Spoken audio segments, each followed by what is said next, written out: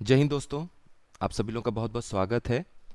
और आज हम लोग दो ऐसी वैकेंसीज़ के बारे में बात करेंगे जो अगले 2 से 3 महीने में आप लोगों को देना है परीक्षा। उसमें देखिए, फरवरी अब एंड की तरफ जा रहा है, फरवरी अब अपना ख़त्म होने वाला है। उसके बाद आपके पास गिन के 2 महीने रह जाएंगे जब आपको वीपीओ की परीक्षा देनी होगी। और उसके लगभग 3 हफ्ते या 4 हफ्ते के बाद लगभग 25 मई के आसपास आप मान सकते हैं कि जूनियर असिस्टेंट की परीक्षा को आप दे रहे होंगे। 10 मई 11 मई के आसपास आप मान सकते हैं कि स्टेनो के जो कैंडिडेट्स हैं आपका एग्ज़ाम 10 से 11 मई के आसपास हो सकता है, और उसके बाद 25 मई के आसपास आपको जूनियर असिस्टेंट की परीक्षा देखने को मिल सकती है। अब देखिए, समय आपके पास कितना है, 2 से 3 महीना। और उसके बाद आप ये देख रहे होंगे कि जो भी बड़ी वैकेंसीज़ हैं, जैसे कि पीसीएस है, उसका मेंस आपको 29 जून से देखने को मिल रहा है। आरओ जो है वो 1 या 15 जून में से संभावित है कि आपको देखने को मिल सकता है। तो बड़ी परीक्षाएं अभी आपकी 4 महीने के बाद होंगी, और उसके रिजल्ट को आप जानते हैं कि थोड़ा सा समय लगेगा। अगर आरओ का एग्ज़ाम जून में होता है तो दिसंबर तक, नवंबर तक उसका मेंस होगा। उसका फाइनल रिजल्ट आते आते अप्रैल मई हो जाएगा अगले साल का। मई तक मान लीजिए, अप्रैल तक मान लीजिए संभावित है। तो ऐसे में आपके पास एक बहुत ही अच्छा मौका है, सुनहरा अवसर है, जब आप दो अच्छी नौकरी यूपी में पा सकते हैं। वो है वीपीओ और जूनियर असिस्टेंट। सबसे बड़ी प्रॉब्लम ये आ रही है कि बहुत सारे ऐसे कैंडिडेट्स हैं जिन्हें वीपीओ भी देना है, जिन्हें जूनियर असिस्टेंट भी देना है, या फिर इन दोनों में से कोई एक एग्ज़ाम देना है और आरओ भी साथ में देना है। कुछ ऐसे भी कैंडिडेट्स हैं, बट वो बहुत कम ऐसे कैंडिडेट्स हैं जिन्हें वीपीओ भी देना है और पीसीएस भी देना है। तो ज़्यादातर कैंडिडेट्स इस जोन में आते हैं जो वीपीओ भी देना चाह रहे हैं, जूनियर असिस्टेंट भी देना चाह रहे हैं, या फिर आरओ के साथ किसी एक एग्ज़ाम को या दोनों एग्ज़ाम को दे रहे हैं। तो देखिए, टाइम मैनेजमेंट सबसे बड़ा रोल यहाँ पर प्ले करेगा। आपको ध्यान ये रखना है कि आप अपने दिन का कितना समय इन परीक्षाओं को दे रहे हैं और किस तरीके से दे रहे हैं। जैसे वीपीओ और आरओ के जो अभ्यर्थी हैं जिन्हें आरओ भी देना है, आपके पास आरओ के लिए मान के चलिए 4 महीना है। वीपीओ के लिए मान के चलिए, आरओ के लिए भी आप 4 महीना क्या ही मानेंगे, मार्च अप्रैल मई 3.5 महीना मान लीजिए, 3 से 3.5 महीना आपके पास है। और वीपीओ आपके पास 2 महीना है। तो आपको यहाँ पर क्या करना है, पहले उन टॉपिक्स को समझिए जो दोनों में कॉमन है। जैसे यूपी जीके, यूपी जीके के 20 क्वेश्चन फिक्स्ड हैं किसी भी यूपी ट्रिपल एससी के एग्ज़ाम में। और आरओ में ये आप मान सकते हैं कि 15 से 18 सवाल आपको देखने को मिल सकता है। आरओ में 15, 16, 18, किसी किसी साल 20 सवाल भी पूछे गए हैं 2013-11 के आसपास। तो इस रेंज में अगर आप ध्यान दें तो यूपी जीके एक कॉमन सब्जेक्ट है जो आपको वीपीओ के हिसाब से नहीं, आरओ के स्तर से पढ़ाई करनी है। क्योंकि यूपी ट्रिपल एससी में भी जो प्रश्न पूछे जा रहे हैं वो काफ़ी अच्छे स्तर के प्रश्न पूछे जा रहे हैं। तो हल्के में आप किसी भी एग्ज़ाम को नहीं ले सकते हैं। यूपी ट्रिपल एससी भी अब वो यूपी ट्रिपल एससी नहीं है जो आज से 1 डेढ़ साल पहले उसका लेवल हुआ करता था। तो यहाँ पर आपको वनडे एग्ज़ाम को भी उतना ही सम्मान देना होगा जितना आप आयोग के यूपीपीएससी के एग्ज़ाम्स को देते हैं, और पूरी समर्पण भाव से आप उस परीक्षा की तैयारी करते हैं। देखिए, यूपी जीके कॉमन है, तो आप 20 नंबर की तैयारी वीपीओ की अपने आप आरओ के लिए कर रहे होंगे। आरओ के लिए जब आप पढ़ रहे होंगे तो 20 नंबर का यूपी जीके आप वीपीओ के लिए कवर कर रहे होंगे, या फिर जूनियर असिस्टेंट के लिए भी आप कवर कर रहे होंगे। उसके बाद आपका जो मेजर पोर्शन है, कंप्यूटर ले लीजिए, कंप्यूटर 15 मार्क्स का है।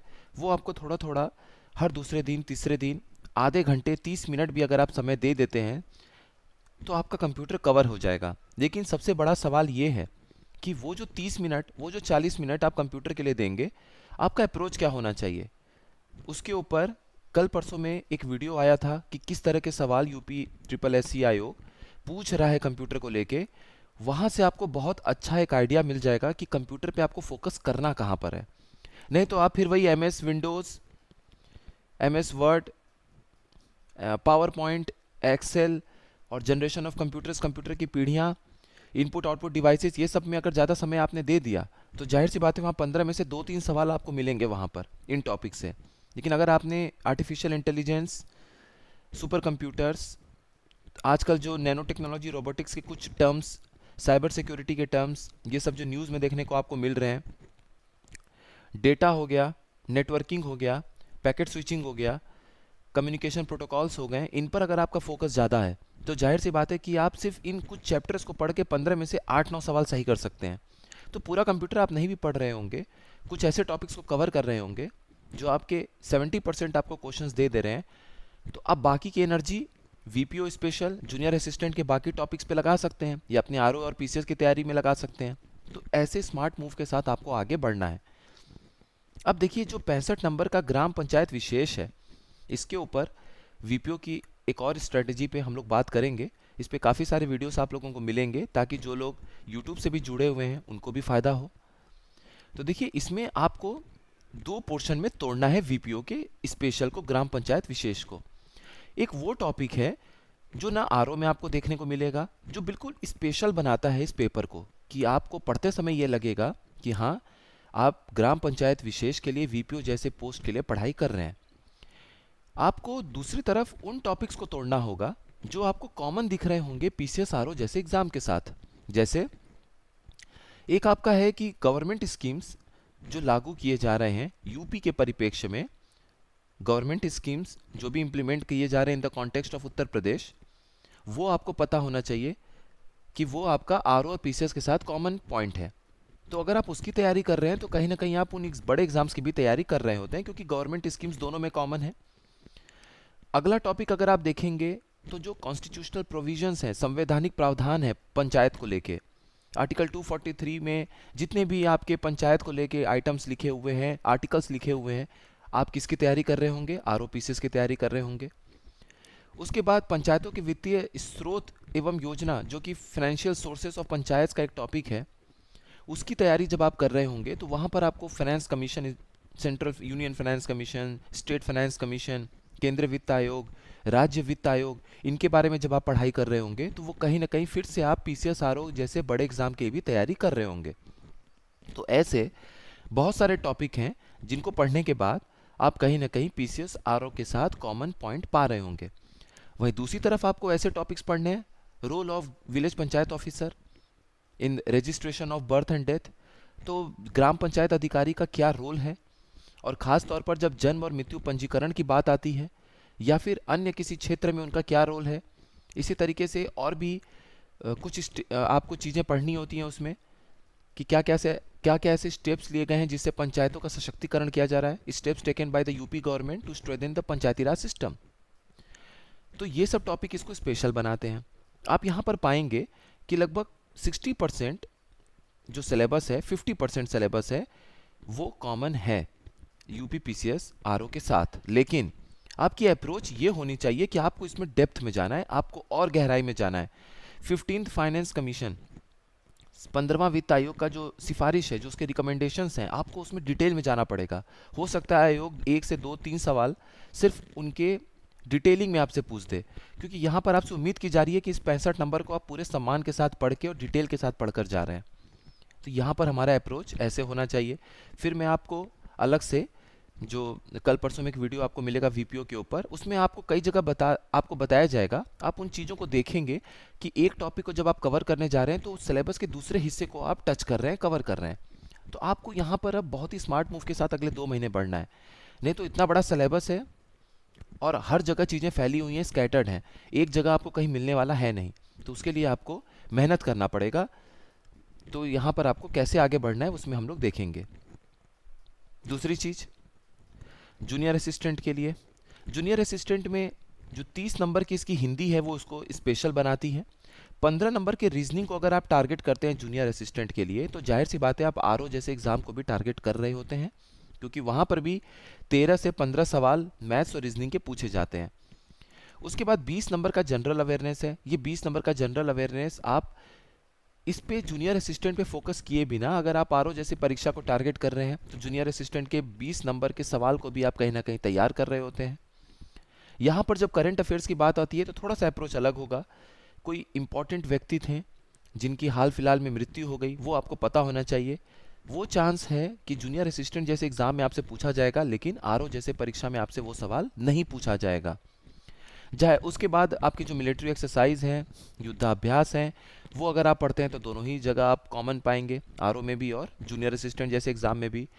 20 नंबर के सामान्य जागरूकता जनरल अवेयरनेस के क्वेश्चंस के बाद ये जो 15 नंबर का कंप्यूटर और 20 नंबर का यूपी जीके है, ये सभी यूपी ट्रिपल एससी के एग्जाम में कॉमन है। तो ये जो 15 नंबर का कंप्यूटर है, इसके ऊपर हमने अभी वीपीओ को लेके भी चर्चा किया है कि कौन कौन से टॉपिक है जहाँ पर आपको ज़्यादा फोकस करना है। बाकी अभी हाल फिलहाल में जो 4 पेपर हुए हैं, एक पेपर का हमने डिस्कशन किया, 3 और होगा, तो 60 सवाल आपको तो बिल्कुल लेटेस्ट ट्रेंड के पता चल जाएंगे। वहाँ से आप अपनी स्ट्रेटेजी बना सकते हैं।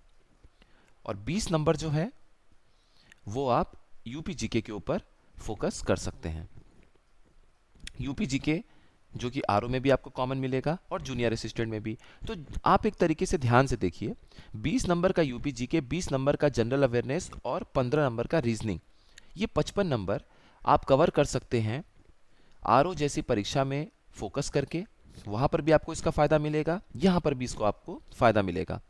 30 नंबर का जो हिंदी है, इसमें भी करीब आप मान सकते हैं कि जो 8 से 10 सवाल होंगे वो आपके वही टॉपिक हैं जो आरओ में भी आप पढ़ रहे होते हैं। अनेक शब्दों के लिए एक शब्द, पर्यायवाची शब्द, विलोम शब्द, वर्तनी शुद्धि एवं वाक्य शुद्धि, तत्सम तद्भव, विशेषण विशेष्य। अब विशेषण विशेष्य को जब आप पढ़ने जाएंगे तो जाहिर सी बात है कि संज्ञा और सर्वनाम में आपकी एक समझ होनी चाहिए, थोड़ी सी पकड़ होनी चाहिए। तो संज्ञा और सर्वनाम से अगर सवाल पूछा गया तो वो वहाँ पर आप ठीक कर सकते हैं। अब जूनियर असिस्टेंट के लिए जो 30 नंबर की हिंदी है, इसमें कुछ टॉपिक्स ऐसे हैं जो बिल्कुल जूनियर असिस्टेंट या फिर सामान्य हिंदी के लिए कभी भी पूछा जाता है तो उसके लिए खास बनाता है। जैसे छंद है, जैसे अलंकार है, जैसे रस है, जैसे बड़े बड़े जो हमारे यहाँ कवि हुए हैं उनकी रचनाएं हैं। ये वो चैप्टर्स हैं जो आपको पीसीएस या आरओ में सीधे सीधे तौर पर मदद नहीं करने वाले हैं। इसके लिए आपको जूनियर असिस्टेंट को टारगेट करके या फिर फ्यूचर में जो भी वैकेंसीज आएंगी लेखपाल की, लोअर पीसीएस की, उसके लिए आपको कहीं ना कहीं फ़ायदा देता हुआ नज़र आएगा। अब इन सभी डिस्कशन के बाद अब आपको काफ़ी हद तक चीज़ें क्लियर हो गई होंगी।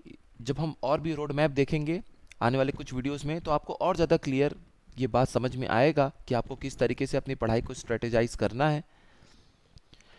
बहुत सारे लोगों की क्वेरी आती रहती है दक्ष बैच और सामर्थ्य बैच को लेके। तो देखिए ये नंबर है 8744903539।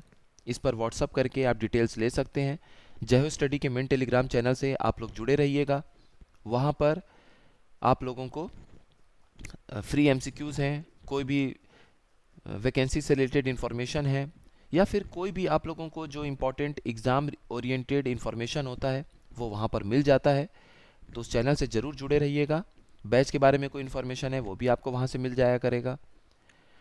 बाकी अगर आप लोगों की कोई क्वेरी है जूनियर असिस्टेंट और सामर्थ्य बैच वीपीओ से रिलेटेड तो आप इस नंबर पे व्हाट्सअप करके जानकारी ले सकते हैं।